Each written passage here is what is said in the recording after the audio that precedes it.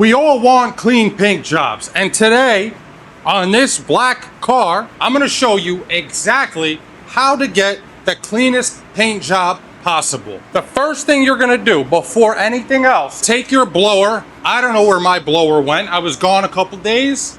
My blower disappeared. Anyway, I'm gonna just use my gun because I don't wanna use my anti-static gun. So we'll just go ahead and blow everything off.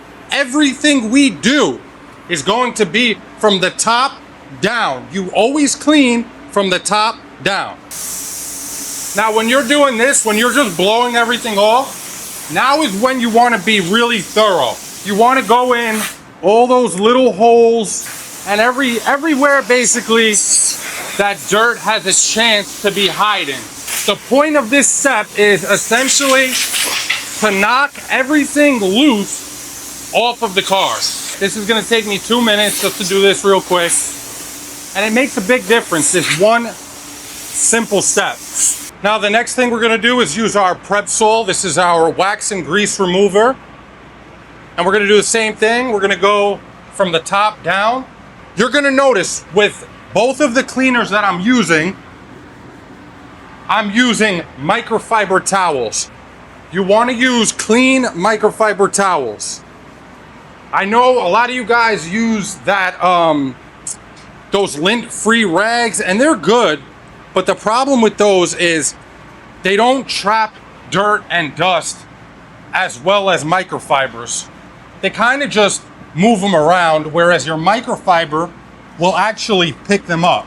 All right, now we're ready for our most important step, or what I consider to be our most important step. And throughout this process, you're gonna notice something that I don't use that every painter swears by. Okay, so now we're on to our water cleaner. I use SWX 350, okay? This is just a standard water cleaner. Again, I have a wet microfiber. This is a clean, wet microfiber towel. It has some stains, but it's not dirty. Usually what I'll do, I'll bring the rag over to the sink in the morning. I'll take some dish soap, like Dawn dish soap. I'll dump a bunch on it. I'll get it wet and I'll just kind of rub it together, try to get all the stuff off, and then wring it out so it's nice and damp, just like this. Usually, even through the bake cycles, this thing stays wet all day. And then we have a dry, clean microfiber towel as well. So again, we're gonna go from the top down. Now, when you're using your water cleaner, I want you to spray everything. Okay, so all of your plastic that's surrounding your paint as well.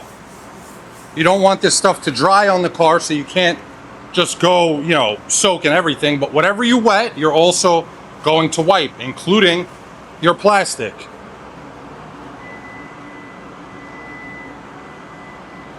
While I'm here, I'll just give this plastic a wipe as well. And then I'll go in the back, give this plastic a wipe as well. And usually I won't even hit the plastic with the drying towel because it leaves behind a little bit of a tacky residue. And that'll kind of hold down anything that we didn't get off. Or if anything lands on there, it's gonna hold it down to the plastic. So I'll go do this around the entire car. And you wanna keep wiping this stuff until it's completely dry. All right, so I have everything Prep Salt and water cleaned, right? Now is when I would go grab my anti-static gun and run over the entire car with it. But obviously, I know a lot of people don't have an anti-static gun and you don't need one. I actually think this method works better. So you can use regular isopropyl alcohol. I use SX 103. I just found something out recently so for those who've been watching me, I made a video showing this and comparing, or actually it was just showing how clean of a paint job you can get by using this instead of an anti-static gun. And I just found out today that now for the product sheet for this, they put on there that you can put this in a paint gun and use it to eliminate static, and that was never on the product sheet before. Now, I'm not saying our video made them, do that, but I'm just saying now it's what people use it for. So you'll take it. I'm using my Segola and I can't put a cup with a filter on it, so I'm using a strainer. I would always suggest using a strainer. So essentially what this is pretty much just alcohol and water for the most part. So you can literally just go grab isopropyl alcohol from your local store and do the same thing. Throw it in the gun and then do what I'm about to show you. What I want to know in the comments right now is how many painters would go and tack rag all of this before they use their anti-static gun, or if they're not going to use an anti-static gun, how many painters would tack rag right now and then start painting? I know most of you guys would, because it's what I used to do too. Stopped doing that a while ago, and man, I have never had such consistently clean paint jobs. So here's what you're going to do with this stuff. You're going to take it and you're pretty much just going to go over everything that you're going to paint and all of the surrounding areas as well. So what you're doing when you do this, you're killing the static charge that's coming off of your panel. You're loosening up any contaminants that might still be on there and blowing them off simultaneously. Again, I'm going to go over all of my plastic.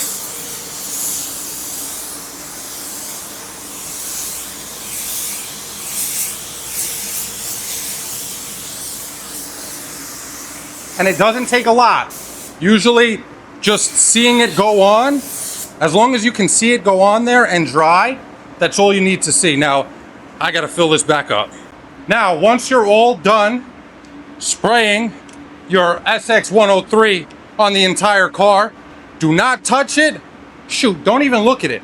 Go grab your sealer or your base and start laying it, just like this. And just to prove to you guys how effective this method is and how much cleaner your paint jobs can come out if you're not constantly touching it with a freaking tack rag, I'm not even gonna wear a paint suit, okay?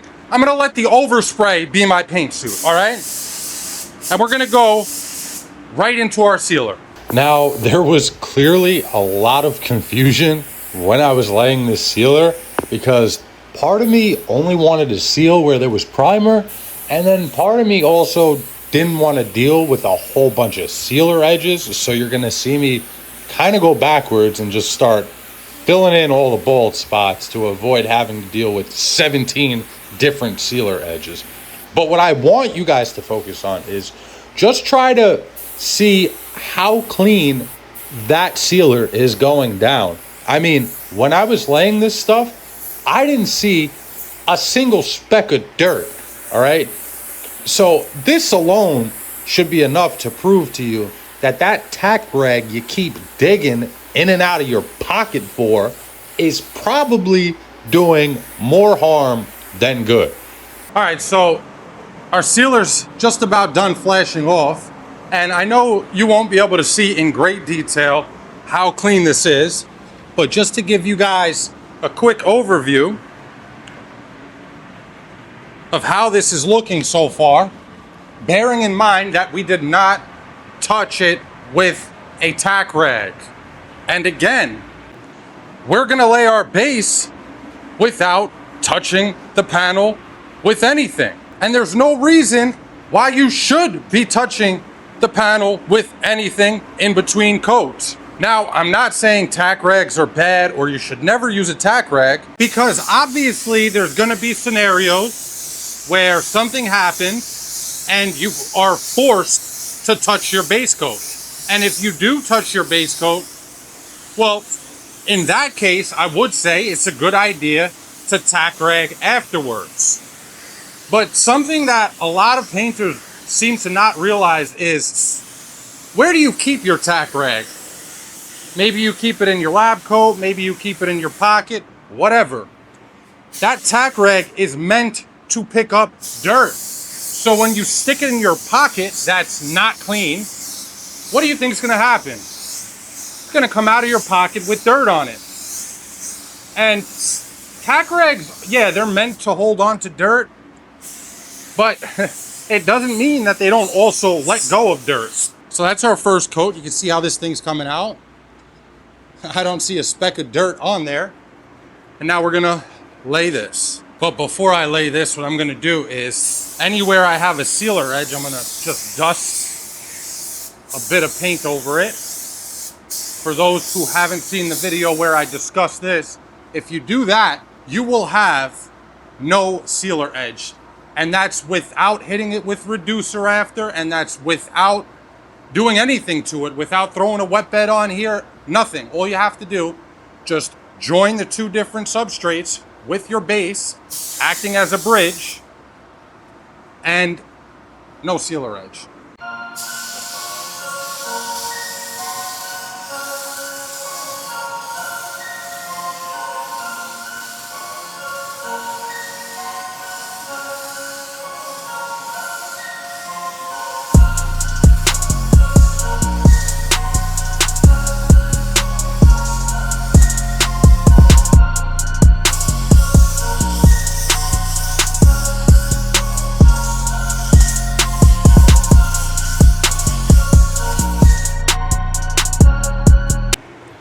All right, so our first coat of base is down and flashing off. And as you guys can see, this thing is coming out spotless. I saw one or two little specks of dust here or there, but bear in mind that I'm not wearing a paint suit either. Now, I want to be clear about something. This method that I'm showing you guys today is going to be a lot more useful for you guys who are in a professional booth. I had a couple guys ask me last time I showed this alcohol trick. A lot of guys asked me, can they spray the alcohol In between coats, and the answer is absolutely freaking not. The last thing you want to do is spray alcohol on fresh paint. That would not be a good time. But I know he was probably asking that because he felt like he has to do something in between coats because he probably is not in a professional booth, and you have a lot less control of contaminants and airflow, obviously, when you're not in a professional booth. So to those guys, I would say try not tack ragging in between coats. Try lightly blowing off the panel just with air. Try that method. Try tack ragging in between your coats, and try doing absolutely nothing in between your coats and find what works best for you. But this particular method is definitely going to be most beneficial for the guys who are in a professional booth. Because, I mean, believe it or not, I know a lot of people who never sprayed in a booth before probably think, oh, it's like a cheat code for getting clean paint jobs. I promise you it's not. All a paint booth does is offer you the opportunity to get flawless paint jobs, but it does by no means guarantee flawless paint jobs. Even with a poor cleaning method, in a $100,000 booth, you could still get very, very dirty paint jobs. All right, so our base is all down. Here's how our panel is looking, or our panels are looking. You can see no sealer edge there. Look at that. All right, I think that's enough yapping. Let's lay some clear on here so we can see if I'm just talking out of my ass or if I actually know what I'm talking about. Because we're gonna put this thing under a freaking microscope after I lay this clear.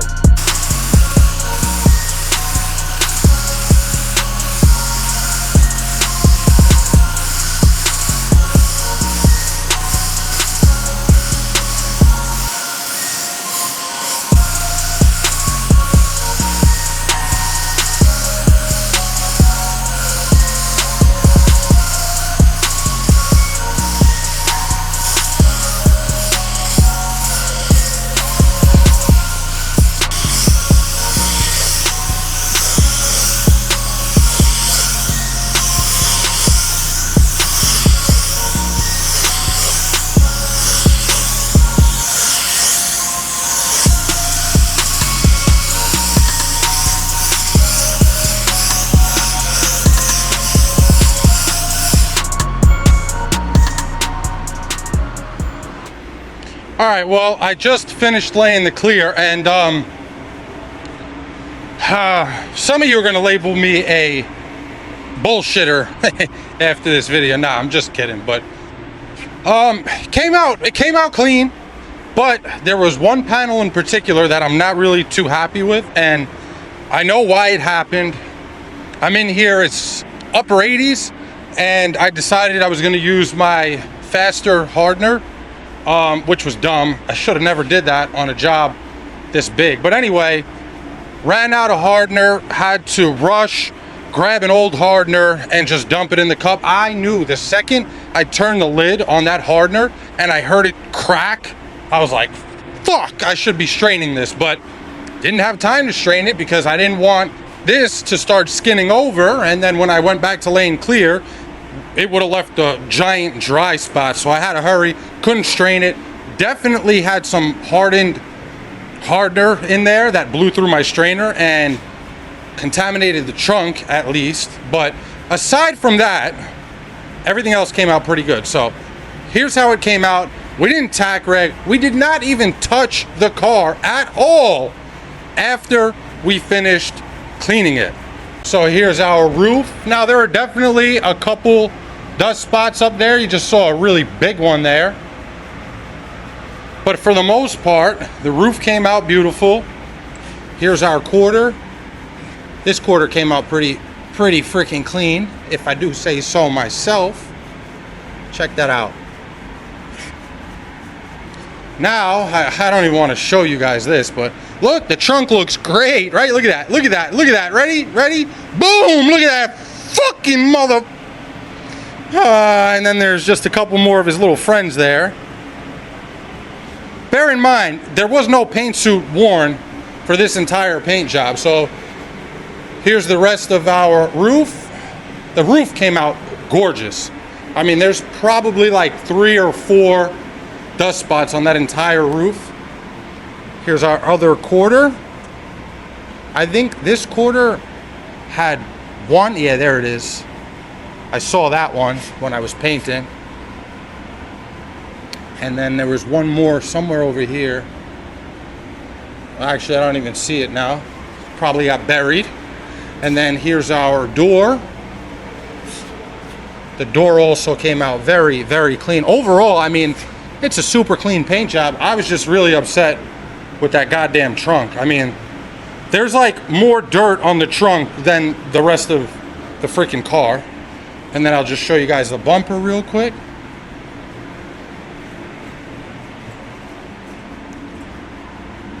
Before I close this out, I just wanted to mention also, first of all, thank you to everybody who's picked up an Apex. I'm sure you guys are going to be super happy with the gun, and I'm sure you guys who have it are already happy with the gun. I just wanted to mention that being that this next order that I had to place was so big, I cannot ship it by air. It has to go by sea.